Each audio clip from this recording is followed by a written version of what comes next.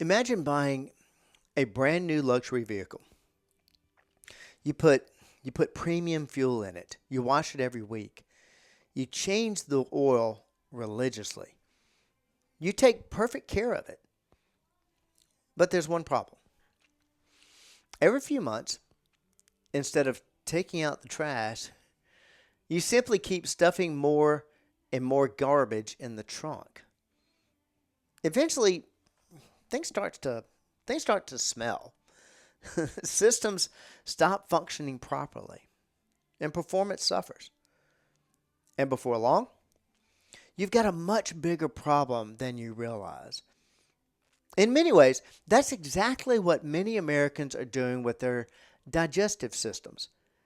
And it may be affecting everything from hunger and energy levels to inflammation, recovery, and even longevity today on the Personal Edge Fitness Podcast.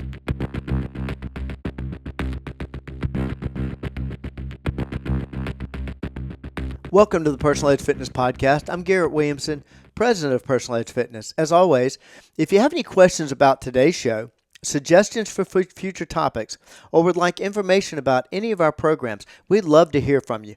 Give us a call on the podcast line at area code 251-278-3343. That's 251-278-EDGE.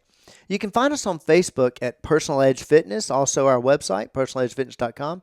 Follow us on Twitter or X at Team PE. And you can reach out to me personally, Garrett at personaledgefitness.com. Last week, we discussed the muscle loss tax and why losing weight isn't always winning. Today, we're discussing something that receives far less attention than protein, carbohydrates, fats, supplements, or the latest diet trend. We're talking about fiber, a nutrient that most people know they should eat more of, but very few people truly understand. Here's the myth. When most people hear the word fiber, they think of one thing: regularity. I mean, let's be honest. Most people hear the word fiber and immediately think of television commercials involving grandparents smiling while holding a glass of orange powder. End of discussion. But fiber is much more than that. In fact, if all you think fiber does is help you go to the bathroom, that's a little like saying a smartphone is useful because it tells time. Technically true, but you're missing out on most of the story. All right, how do we get here? Let's think about how humans traditionally ate vegetables, fruits, beans, legumes, nuts, seeds, whole grains. These foods naturally contain fiber. Then along came modern food processing. Food became softer. It became more convenient. It became longer lasting. And in many cases, fiber basically disappeared. What we gained in convenience, we often lost in nutritional quality. Today, many Americans struggle to consume even half of the recommended daily fiber intake. And the consequences go far beyond digestion. One of my favorite ways to explain this is to imagine your digestive tract as a city. Inside that city live trillions of bacteria. Some are helpful, well, some are not so helpful. The helpful bacteria need food, and their favorite food is fiber. It's not steak. Y'all know how I feel. There's no such thing as bad food. I'm not against steak. But their favorite, that helpful bacteria, their favorite food is fiber, which is not steak, not protein shakes. It's not donuts. It's fiber. When beneficial bacteria receive enough fiber, they thrive. When they don't, less desirable bacteria begin to gain territory. It's very similar to a neighborhood. When good families move out and nobody replaces them, eventually the neighborhood changes. Your gut works much the same way. And now, many people talk to me about satiety. Basically 86ing either cravings or hunger. One reason fiber is becoming a bigger topic in nutrition circles is its impact on hunger. Fiber slows digestion. It increases fullness.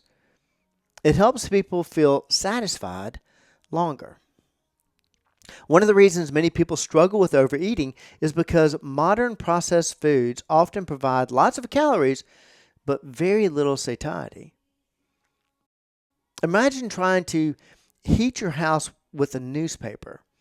It burns quickly, produces a lot of heat, then it's gone. That's how many processed foods behave. Fiber acts more like a hardwood log, steadier, longer lasting, far more efficient. This is the way we want to go. Let's connect this like I always do. Let's connect it to the live age. The underlying theme of the entire podcast series. Many people blame aging for increasing aches and pains. And certainly you feel like it has changes over time. But remember what actually changes: fitness, nutrition, lifestyle, mindset. But inflammation is often a much bigger contributor than people realize. Research continues to show associations between higher fiber intake and lower levels of chronic inflammation. Why? Because healthy gut bacteria produce compounds that help regulate inflammatory responses throughout the body. In other words, what happens in your gut doesn't stay in your gut. The entire body feels the effects. Before we continue, if you have any questions about today's topic, would like to suggest a future show, or would like information about personalized fitness, we'd love to hear from you. Call us at area code 251-278-3343. Find us on Facebook, Personalized Fitness, personalizedfitness.com, our website. Follow us on X at Team PE, or reach out to me personally, Garrett at personalizedfitness.com.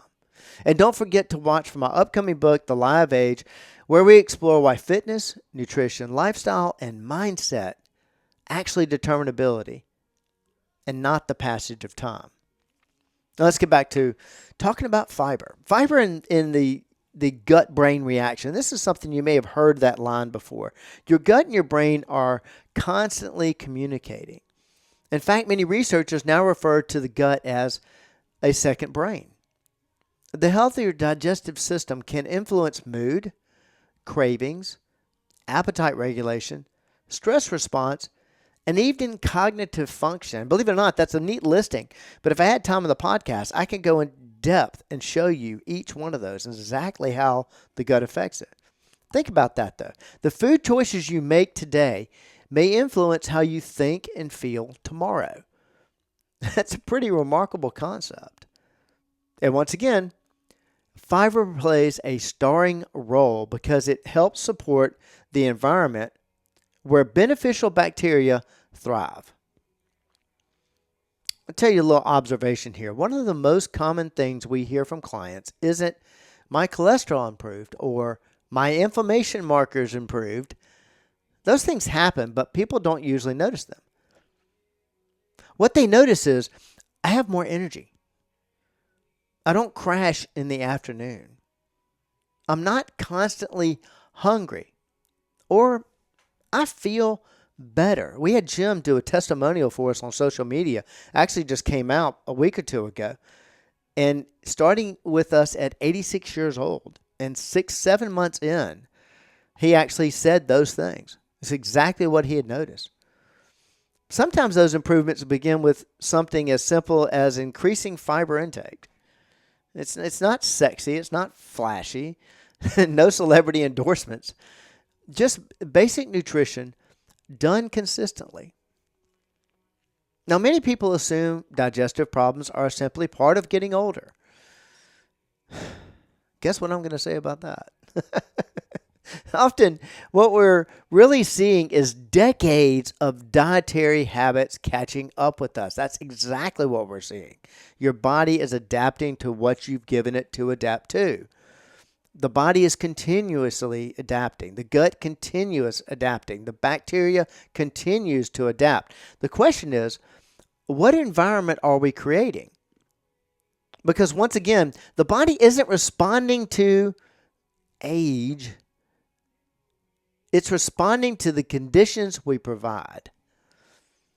Okay, here's a weekly challenge. This week, can't believe I'm saying this, believe it or not, but just for a week, don't count calories. Count fiber. For 7 days, make conscious efforts to increase your intake of vegetables, fruits, beans, legumes, which are, y'all probably know what legumes are, different types of nuts, whatever, seeds, and pay attention to, notice your hunger, notice your energy, notice how you feel. Really, make a concentrated effort to change this for 7 days and see how you feel. The results may absolutely surprise you. Okay. Today we discussed, I think it's the first time I've ever done a podcast on fiber. But today we discuss fiber it's far more than a digestive aid. We just talked about how it influences hunger, inflammation, gut health, and even brain function. And while one of the most overlooked nutrients in modern nutrition may also be one of the most important. Sometimes the biggest improvements in health don't come from the newest trend. In fact, many times they don't. Sometimes they come from rediscovering something we've neglected for years. And understanding the absolute power of fiber is just one more way we help you reach your level of wellness. Thank you so much for joining me today. I look forward to seeing you next time.